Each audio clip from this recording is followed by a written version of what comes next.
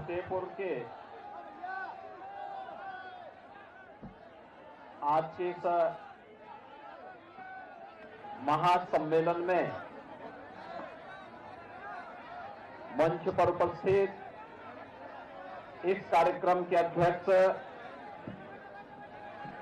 श्री श्याम सुंदर शर्मा जी,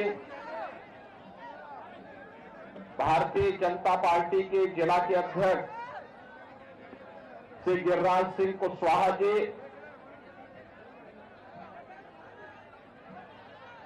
किसान मोर्चा के राष्ट्रीय अध्यक्ष और फतेहपुर सीकरी से लोकप्रिय सांसद भारतीय जनता पार्टी के प्रत्याशी श्री राजकुमार चाहर जी, उत्तर प्रदेश सरकार में वरिष्ठ मंत्री श्रीमती बेबी रानी मौर्य जी, माननीय विधायकगण श्रीमती पक्षानिका सिंह जी, श्री छोटेलाल वर्मा जी, श्री भगवान सिंह कुशवाहा जी, जिला पंचायत अध्यक्ष डॉक्टर मंजू भदौरिया जी, श्री प्रदीप भाटी जी, हमारे पूर्व विधायकगण श्री महेश गोयल जी, डॉक्टर राजेंद्र सिंह जी, श्री जितेंद्र वर्मा जी, राहुल राठौर जी, कन्हैया लाल गुप्ता जी,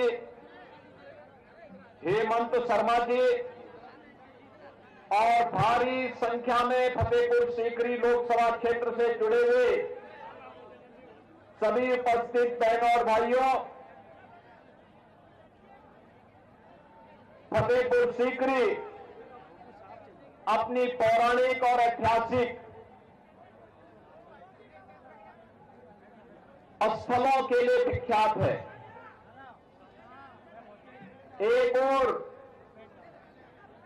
देवादिदेव महादेव बाबा बटेश्वर नाथ का पवित्र धाम इस लोकसभा सीट में है, वहीं साथ ही साथ ऐतिहासिक पृष्ठभूमि से जुड़े हुए अनेक ऐसे स्थल जो देश और दुनिया को अपनी ओर आकर्षित करती है, वह भी इस लोकसभा सीट में स्थित है। यहां का अन्नदाता किसान अपने परिश्रम के लिए जाना जाता है, तो मां यमुना की कृपा भी इस क्षेत्र पर बराबर बरसती है। ऐसी पावन धरा को नमन करते हुए मैं आप सबका हृदय से अभिनंदन करता हूं। बहनों और भाइयों, आज हम सब पूरे देश के अंदर लोकसभा चुनाव 2024 के चुनाव प्रचार अभियान का हिस्सा बन चुके हैं। हम सब जानते हैं कि चुनाव की याद आते ही तमाम लोग अपने अपने तरीके से इसकी विवेचना भी करने लग गए हैं, लेकिन पूरे देश के अंदर जहां कहीं भी हमें जाने का अवसर प्राप्त हो रहा है, एक चीज साफ दिखाई दे रही है, और उत्तर हो, दक्षिण हो, पूरब हो, पश्चिम हो, चारों ओर एक आवाज है। लोग ये मानते हैं, लोगों की ये तमन्ना भी है, आम जनमानस की भावना भी है कि चुनाव में एक और भारतीय जनता पार्टी के नेतृत्व में एनडीए गठबंधन है, और चुनाव परिणाम के बारे में लोग पहले से आश्वस्त हैं। दूसरी ओर वे लोग हैं जो दल को तो मिलाना चाहते हैं, लेकिन उनके दिल ही नहीं मिल पा रहे हैं। आप देख रहे होंगे इंडी गठबंधन में जो लोग हैं, इन लोगों की स्थिति आप देख रहे होंगे। वेस्ट बंगाल में टीएमसी ने अपने सभी प्रत्याशी दे दिए, कांग्रेस के लिए एक भी सीट नहीं छोड़ी, लेकिन वो इंडी गठबंधन का हिस्सा है। केरल में कम्युनिस्टों ने कांग्रेस के साथ कोई गठबंधन नहीं किया, लेकिन वह इंडी गठबंधन का हिस्सा अपने आप को कह रहा है। ऐसे ही महाराष्ट्र के अंदर देखने को मिल रहा है, और ऐसे ही अलग अलग क्षेत्रों में जब इनको प्रत्याशी नहीं मिल पा रहे हैं तो सपा का प्रत्याशी कांग्रेस में जा रहा है, कांग्रेस का सपा में जा रहा है, और तब जोड़ तोड़ करके किसी प्रकार से ये लोग चुनावी अखाड़े में अपना दांव आजमाने का कार्य कर रहे हैं। आपने देखा होगा पूरे देश के अंदर लोग आश्वस्त हैं, और आश्वस्त इस बात के लिए भी है क्योंकि मोदी जी के नेतृत्व में जो कार्य पिछले 10 वर्षों में हुआ है, एक चुनाव उन कार्यों की प्रति कृतज्ञता ज्ञापित करने के लिए भारत की जनता जनार्दन के द्वारा फिर तीसरी बार मोदी जी को आशीर्वाद दिया जाना है। और इसके लिए जनता भी आश्वस्त है कि मोदी जी के नेतृत्व में भारतीय जनता पार्टी फिर से तीसरी बार सरकार बनाएगी, कोई संदेह नहीं होना चाहिए। बहनों भाइयों, आज पहला चुनाव है 18वीं लोकसभा का, जिसके परिणाम के बारे में जनता स्वस्थ है। बस हमारी तैयारी क्या होनी है कि हमारा प्रत्याशी कितने अधिक वोटों से लीड लेकर के देश की संसद में पहुंचता है। इसकी तैयारी के लिए हर लोकसभा सीट में एक नई प्रतिस्पर्धा खड़ी हुई है। मैं जिस क्षेत्र में जा रहा हूं, जिस भी क्षेत्र में जा रहा हूं, अब तक मैं लगभग 25 लोकसभा सीट को कवर कर चुका हूं। और मैंने एक चीज देखी है, जहां भी मैं जा रहा हूं लोग मुझे एक बात कह रहे साहब हमारी बढ़त 3 लाख से प्रारंभ होकर के आगे जनता जनार्दन का आशीर्वाद जहां तक मिल जाए वहां तक हम लेके जाएंगे। हम लोग चुनाव जिता करके अपने प्रत्याशी को भेजेंगे, इसमें कोई संदेह नहीं। हर एक ओर से यही आवाज आ रही है, और इसीलिए मैं आपके पास आया हूं कहने के लिए, बहनों और भाइयों, यह आवश्यक भी है, यह आवश्यक भी है। आपने बदलते हुए भारत को देखा है, हमारी पीढ़ी सौभाग्यशाली है कि बदलते हुए भारत को देख रही है। ये नया भारत है, और ये नया भारत ही नहीं बल्कि हम अपने आंखों से एक विकसित भारत का तस्वीर भी हम देख रहे हैं। विकसित भारत एक ऐसा भारत होगा जिसमें नौजवान के हाथ को कार्य होगा, हर खेत को पानी होगा, हर व्यक्ति हर परिवार के लिए उसकी जरूरत की आवश्यकताएं उसके घर तक उपलब्ध होंगी। एक सुरक्षित माहौल में पूरे देश के अंदर उत्सव जैसा माहौल होगा। उस प्रकार का वातावरण प्रधानमंत्री मोदी जी के नेतृत्व में भारत के अंदर बनने की स्थिति पैदा हुई है, और उसी के लिए आपका आह्वान करने के लिए मैं आया हूं। लोग कहते हैं क्या ये संभव है? बहनों और भाइयों, 2014 के पहले के भारत को भी आप देखते थे, जो असंभव था उसे ही संभव बनाने के लिए मोदी जी प्रधानमंत्री बने हैं। जो लोगों के लिए था कि ये नहीं हो सकता है, मोदी जी ने उसी को संभव बनाया है। कोई एक स्कीम आप उठा के देख लीजिए, वैश्विक मंच पर भारत के सम्मान का प्रश्न था, जो काम 60 वर्ष तक कांग्रेस नहीं कर पाई, मोदी जी ने 10 वर्ष में वह काम करके दिखाया। आज दुनिया के अंदर 140 करोड़ भारतीयों का सम्मान बढ़ गया। भारत की सीमाओं को सुरक्षित करने के लिए दावे बड़े बड़े होते थे, दुश्मन देश तब भी भारत की सीमाओं में घुसने का दुस्साहस कर जाता था।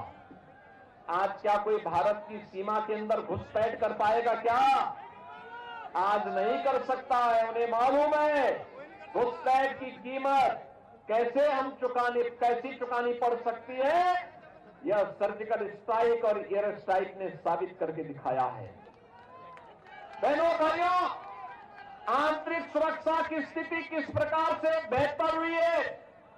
ये कश्मीर में धारा 370 को समाप्त करके, नक्सलवाद की समस्या को समाप्त करके, पूर्वोत्तर के उग्रवाद की समस्या को समाप्त करके हम देख चुके हैं। और देश के अंदर इंफ्रास्ट्रक्चर कैसे होना चाहिए, एक्सप्रेस हाईवे, रेलवे, 4 लेन और 6 लेन की कनेक्टिविटी, मेट्रो, एयर कनेक्टिविटी, ये सभी के साथ साथ जिन जिलों में मेडिकल कॉलेज नहीं वहां मेडिकल कॉलेज, जिन राज्यों में आईआईटी नहीं वहां आईआईटी, जहां आईएम नहीं वहां आईएम, जहां पर एम्स नहीं वहां एम्स, ये सभी उपलब्ध करवाए जा रहे हैं। आपने देखा होगा ये नए भारत की नई तस्वीर इन नए इंफ्रास्ट्रक्चर के माध्यम से हम सबको देखने को मिल रही है। इन्हीं में हम भी देखते हैं कैसे भारत बदल रहा है।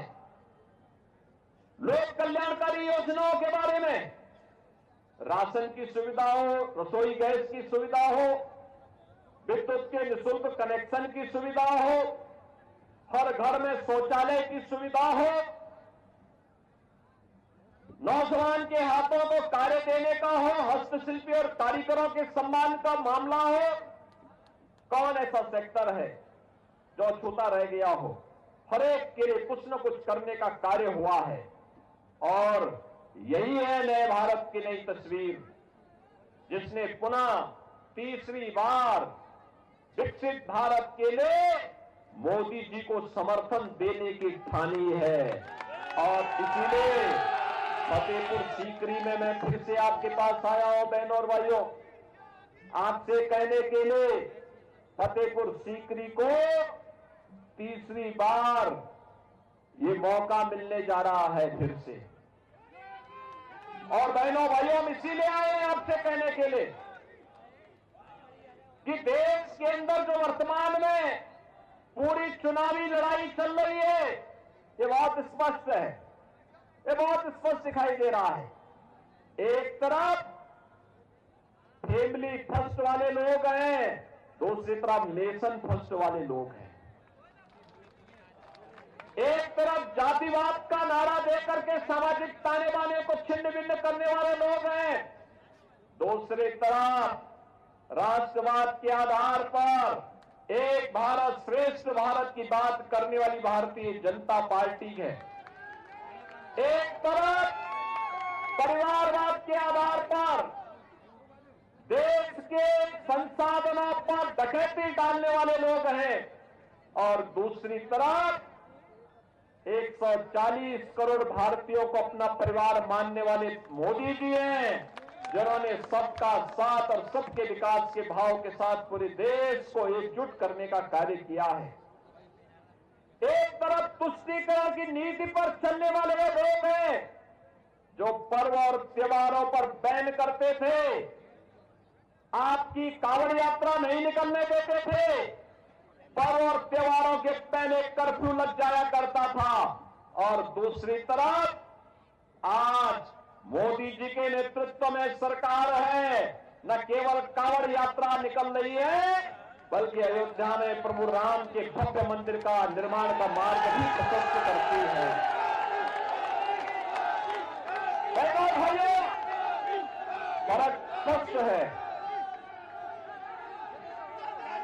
मैं पूछना चाहता हूं, जो लोग जातिवाद के नाम पर राग अलापने का कार्य कर रहे हैं, मैं पूछना चाहता हूं, क्या ये समाजवादी पार्टी, कांग्रेस या बहुजन समाजवादी पार्टी के लोग क्या ये अयोध्या में प्रभु राम का मंदिर बना पाते? क्या ये लोग बना पाते? क्या ये गरीबों को राशन की सुविधा का लाभ दे पाते?